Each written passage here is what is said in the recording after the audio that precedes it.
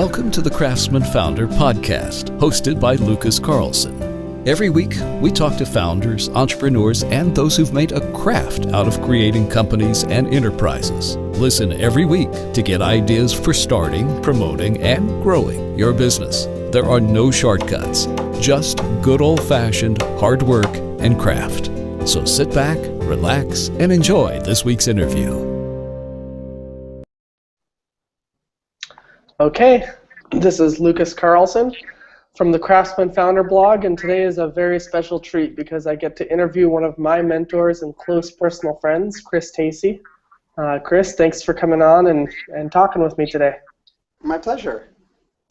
So before we get into things, can you tell us about your background? Sure. I tend to define myself as an oddly shaped peg. I've been doing technology work since about 1988. I've been working in the internet industry, primarily in the Bay Area, since 1993. I'm a serial entrepreneur. I've done 4 startups, but at this point I'm primarily working as an angel investor and working at Mozilla. Great. Well, so you have an amazing track record. One of the reasons I wanted to bring you on is to introduce my audience to somebody like you who has actually had a 4-0 track record, which is pretty incredible for startup lands. We all hear that 9 out of 10 startups fail, and you've been part of 4 of them, and they've all succeeded. How'd you do it?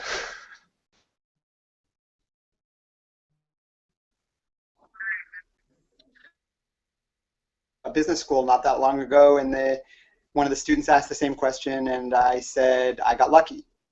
And people laughed, and I said, no, seriously. And they said, well, you didn't get lucky 4 times. And I said, actually, I did. And in this case, I actually define luck a little differently than most people do, I think, in the sense that luck for me includes timing.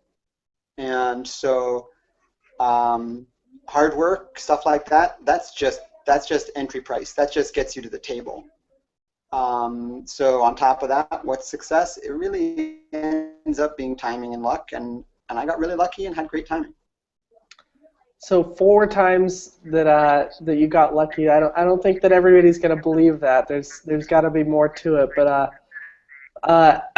we'll change subjects briefly here. So, okay. What do you look for when you're evaluating whether to join a startup? So this is actually something that I think that a lot of people kind of struggle with, to be honest. I think a lot of people tend to choose startups based upon a lot of misunderstandings about what they're doing. A lot of people choose startups based upon how cool a startup is or how much buzz it has or how cool the technology is. The reality is I look at things a little differently, in the sense that when you join a startup, what you're doing effectively is you're making an investment. This investment usually takes the form of some form of cash investment, in the sense that you're going to be being paid below competitive rates. And then a sweat equity component, because you're going to be working harder than you would at a different job. So you're making an investment. So you should analyze these opportunities as if you were an investor. Look at them and say, what kind of investment am I going to be making? What kind of return am I likely to see, and what are the odds? That's awesome. That's a great way to think about it. But I think that a lot of the people that are going to be watching this haven't done investments before. So what would you give a tip for how to evaluate an investment for a startup? How would you think about it? So at the end of the day, most people in the investment world will say, and I agree, that the investment is made in people. That the world's greatest idea being executed by a bunch of dipshits who don't know what they're doing is going to fail. So the first thing is look at the people. Look at the management team, not just the founders or the founder, but look at the management team and look at the company and look at the culture and decide, is this the kind of culture and are these the kind of people who are not only going to be likely to be able to execute and be successful, but are going to be the kind of people where when they get beat down, and they'll get beat down over and over again, are they going to get back up, smile, and go back to work? That's a good way to think about it. So how do you find product market fit? This is actually one of my favorite topics, as you probably know. So a lot of people talk about product market fit, and a lot of people talk about it from my perspective by reversing the causal relationship. What they say is they say, we have a product, we need to figure out where it fits in the market. I have an idea, it's really cool, let me figure out how I can justify it from a market perspective. The reality is what you need to be doing is you need to be looking at users and customers and market trends and looking for an intersection that creates opportunity and then creating a product that fits that opportunity. So what do you say to somebody who's been working on kind of a pet project that they've been in love with for months at a time, and how does one kind of approach it from that angle if they've been at it for a while at the other angle? Depends on what their goals are. So, I work at Mozilla. We're a nonprofit, and we believe in lots of side projects that do not have commercial goals. So if you're doing this project for non-commercial reasons, keep on going at it. On the other hand, if the point is you're doing a startup and there's commercial purpose, there is nothing more fatal than being dishonest with yourself about whether or not this is going to work. Your job as a founder is to every single day wake up and ask yourself 2 questions. Question number 1, am I still the right person for my current role at this company? Would the company be better off replacing me? Question number 2, are we still doing the right thing with this company? Every single day. Because if you're not asking the hard questions about, is this viable, nobody's going to. What if you're just... honest. Go ahead. You have to be honest. You have to, there's a phrase that we used to use a long time ago that I loved, which is, you have to be willing to kill your babies. Yep. What if you're just one founder? Do you still ask the same question? Does this company need me? If you're one founder, that question is no longer relevant. What's relevant is this still the right thing to be doing? And that's the only question you have to ask. If you're sole founder and only employee of your company, this is purely a side project, then the question you need to ask yourself is, honestly, is this still what I should be doing with my time? So I have to ask you, you've had an impressive winning streak, but behind every win is always a lot of failures. And did you ever give up on an idea? Did you ever have to sit there and say, this is probably not going to work? Oh, yeah. So I have, but luckily I've been very lucky, and it's only happened under 2 circumstances for me. Either before the company got started, and I'll be honest, that's probably happened to me more than 100 times, and I'll be very clear, that has included 3 times where I had funding lined up. Did you actually take the funding? No, in all 3 cases we decided that it was not going to work, and it was more responsible to turn down the funding. In other situations, when it happened when the business I was at had both sufficient runway and sufficient opportunity to make a quick pivot and do something else and be successful at it. And how did you have that conversation of when you knew that you shouldn't take funding for this idea? I mean, I think a lot of founders think of funding as a goal, as a thing that they strive to, and they don't even ask the question. A lot of the founders that I know would just take the money even if they weren't sure if it was the right idea. Yeah, so I've been around a little longer than a lot of people, and I've been in this industry a little bit longer, and I actually have a belief that seems somewhat uncommon in the startup world these days. I actually feel rather strongly that that funding is actually not a goal. Funding is not an accomplishment. Funding is not something even necessarily to celebrate. Funding in many cases is actually a burden and an obligation. And the minute that you start saying funding becomes a goal, there's a very, very small step from that to funding becomes our goal, and therefore we run our company with the goal of capturing funding. And the minute you're running your company with the goal of capturing funding, you are no longer in the business of whatever you think you are. You are in the business of getting funded. And you and I both know that we could probably name probably a half dozen entrepreneurs who are experts at exactly that. However, they don't exactly win. They get decent paychecks, but that's it. So, but then how do you decide that it's not the right time for a particular idea? Yeah, so I have a little bit of an advantage in many ways in the sense that I'm a trained strategist, and what I do for a living is largely analyze business opportunities and market opportunities, do models and forecasts. So actually I have a lot of training to do that. But the truth is that no matter how much training you have, it's kind of irrelevant. The hard thing about making that decision isn't figuring out whether or not you should make it.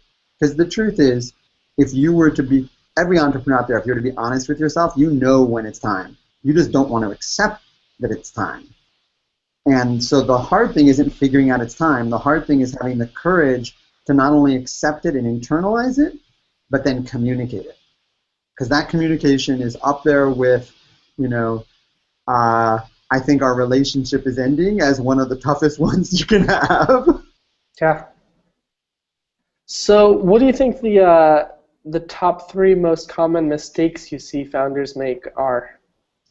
I would say number 1, by a huge margin, is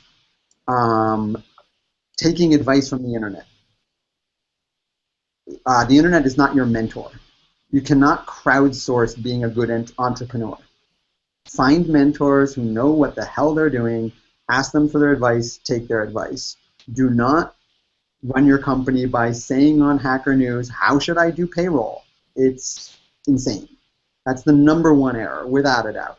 Number 2 error, biggest error, not educating yourself about the realities, structures, and practices of VCs. You can't go into a relationship with a VC being ignorant about what their business is and how they do it. You have to understand that. And then third, and this is probably the one that people talk the least about, Keith Rabois, someone who I respect immensely, gave a talk at the First Round Capital CEO Summit a few years ago, in which he said the biggest mistake you can make in a startup is what he calls tolerating the brilliant asshole. Startups, you're a very small culture, you're a very small team, you're very fragile. I've seen so many startups hire someone who they know is disruptive and unprofessional because of their brilliance. And then they tolerate them and make them excuses because of their brilliance. The problem is, what that teaches the other employees is there's a double standard, and the more brilliant you are, the worse you can behave. In which case, everybody starts trying to be brilliant so that they can behave poorly. And it destroys your company. I've seen that over and over again. It is fatal. Yeah, I've seen similar things. It seems like there always seems to be one person when there's a problem at the entire company. It's always 1 or 2 people that have the wrong kind of attitude, and once those people are out of the picture, the whole thing clears up. So much process, so much headache comes from keeping the wrong people on the ship. Yep. So let's go back to the second piece of advice, the second mistake, which is not understanding venture capitalism. How do you educate yourself best? So from my perspective, you educate yourself best the way you educate yourself best about everything. A, you become curious. The funny thing about it is most entrepreneurs don't express any curiosity about the VC industry. They're like, whatever. No, you become curious. Second, take action to educate yourself. There are great books out there about the venture industry. Some of them are written for entrepreneurs. Brad Feld's book on understanding term sheets is a must-read. Some of them aren't written for entrepreneurs, and that's fine. There are textbooks out there about doing private equity investing that are written for VCs. I'm shocked by how few entrepreneurs have bothered to go buy them. Third, probably the most important, go talk to VCs. When I went to college, my father gave me a brilliant piece of advice, knowing that I was going to probably be in trouble in college because I was in trouble in high school. And he said, make the effort to go and talk to the dean periodically when you don't need help. And so I would go and talk to the dean about just general stuff. And as a result, the dean didn't associate all conversations with me with problems. If you make the effort to go and talk to VCs, not about getting funding, you'll establish a relationship and you'll learn about them, and then you'll start to understand. And then they'll say things to you like, well, as a VC, my primary pain point is X, and suddenly you'll start to understand them. Yeah, so almost treating venture capitalists like customers. Like, that's the same kind of customer engagement. You don't want to come to your customers and tell them the problem you're fixing. You want to ask them what problems they're having and what hair-on-fire problem they're having. And in the same way, get to know the venture capitalists as people, and as people, they have problems too, so get to know what those problems are. Yep, and the key thing for me is that what this does is it doesn't just get you to know VCs as people, it also, because you know them as people, they start telling you what their job is like. And in the entrepreneurial community, most people are phenomenally misinformed about what a VC's job is like. And it really hurts both sides of the equation. So you've also spent some time being a venture capitalist, is that right? Corporate venture capital, yeah. Not real VC. Corporate venture is a little different. So what did you learn from that? That VCs are amazing at not complaining in public about their jobs. No, seriously, it's kind of astonishing to me. Like, every other role in this ecosystem that we live in, I mean, from the blogs and everything, we have a very clear idea about what sucks about every single role. From the lack of information, one would think that being a VC is just this great job with no downsides, and that is far from true. It's a really grim, brutal job a lot of the time. People say, oh, 9 in 10 startups fail. What that means is, as a VC, 9 in 10 of your investments fail, but more importantly, 9 of 10 of the teams that you become engaged with and involved with and invested in and you mentor, eventually you have to tell them, I'm sorry, we're shutting you off. That's not easy. Yeah, I don't think that a lot of entrepreneurs think about what it's like to be on the other side of that table. It's really, and they also don't understand, because VCs are very good at keeping it quiet, that VCs effectively are trapped between you, the entrepreneur, and their LPs, which adds this whole additional element of stress and complication. It's a hard job, and I have enormous respect for the VCs who do it well, and have done it well for years. Yeah. So you mentioned some good advice that you were given, and that was really, I love that insight about getting to know people outside of needing something from them. Yeah. What's the best piece of advice you've ever had been given about starting a company? Your success is going to be determined more by who you choose to not work with than who you choose to work with. Do you have an example of that? Oh, I have so many examples. So I'm not going to name the name of the partner, but nonetheless, there's a great example from prior to AppFog. I was at a company called One True Fan, and we spent about almost 6 months trying to do a deal with a partner where none of us wanted to do the deal. We all hated the partner, hated them. We didn't trust them. We were just like, this is not the relationship we want. And yet, for 5 or 6 months, we chased them and fought and tried to make this happen. And it was a disaster. I mean, it was guaranteed to fail. We knew it from day one, and yet we couldn't help ourselves. Wow. Yeah, and it was brutal. We're a small company. I mean, I was basically the only full-time BD person, and I was sucked into a 5-month-long waste of time. What would your advice be to that? To yourself in retrospect?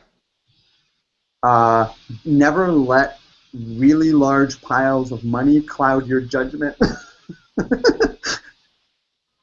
Yeah, that's going to be a hard one for a lot of people to take, because a lot of people that's kind of their end goal. But one of the things that I talk about as being a craftsman founder is that the money is not the end goal. It's the experience. It's the love of building a company. And when you change that kind of goal, the goalpost changes and your motivations change. It changes the way you think about things to be a longer-term vision rather than a shorter-term one. Yeah, and in addition, one of the things that I think is important is that people need to understand that because 9 in 10 startups fail, the odds of you being part of a successful startup are pretty low. So you're going to have a journey through a series of startups. I mean, that's going to be a given. So you need to have something that you want to get out of the startup beyond just a financial windfall. You have to have other things that make it worthwhile, because there's a good chance that you'll never experience a win. In addition, and this is probably the thing that I think is most important about what you're focused on, is that when you think about it, it's not just that you're likely to fail repeatedly. And it's not just that you're likely to never see a success. Unless you're a founder yourself, if you're joining a startup, the odds of that startup, even if it is a win, resulting in you having a financial windfall that means you don't have to work anymore, is very small. It's the most pernicious myth in this industry, that you can join a startup as an employee and there's a better chance than winning a lottery of you being rich. And the truth is, winning the lottery is probably better odds. And at which point, maybe you should have other goals. That's going to be a difficult pill to swallow.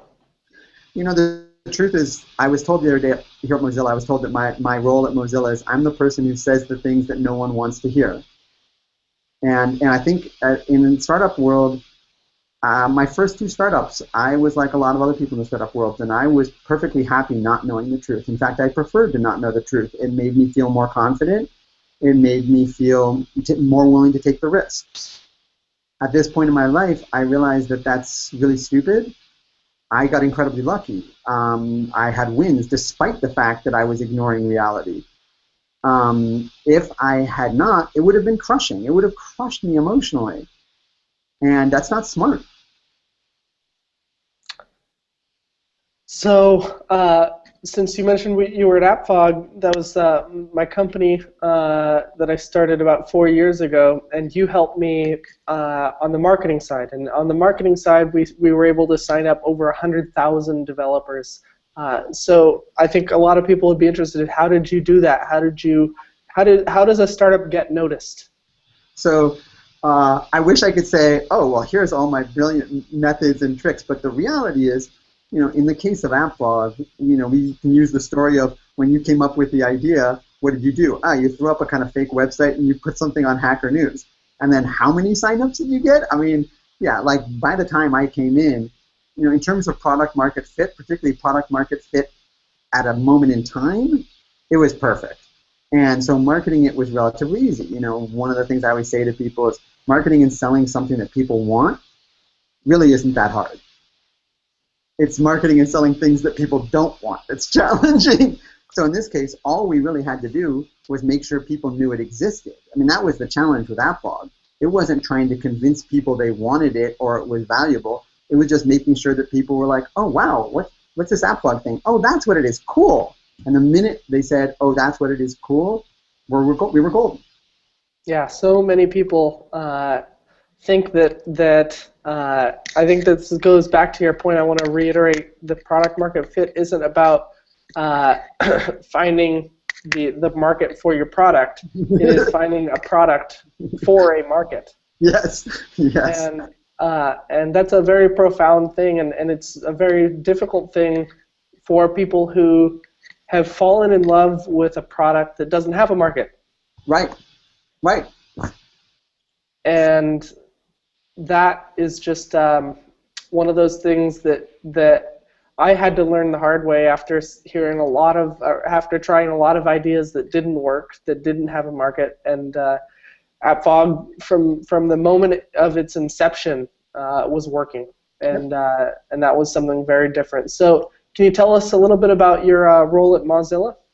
Sure. I have a really strange role here. I mean, Mozilla, for those of you who don't know, when we make Firefox, etc., we're actually a lot bigger than most people realize. We're more than 1,000 employees. My job is I work in what's called the strategic development team, and we're responsible for figuring out ways to work with partners that generate the revenue we need to be sustainable as a mission and a project. Awesome. Well, thank you for your time. It's been really, really insightful, and I appreciate spending some time with me. Oh, I love it, and thanks for Frank. Thanks for coming up with this blog. I actually really hope that it works as a counter to some of the insanity that people talk about in the industry right now. I appreciate that, Chris. Cool. It's good to see you. Take care. Bye. Bye.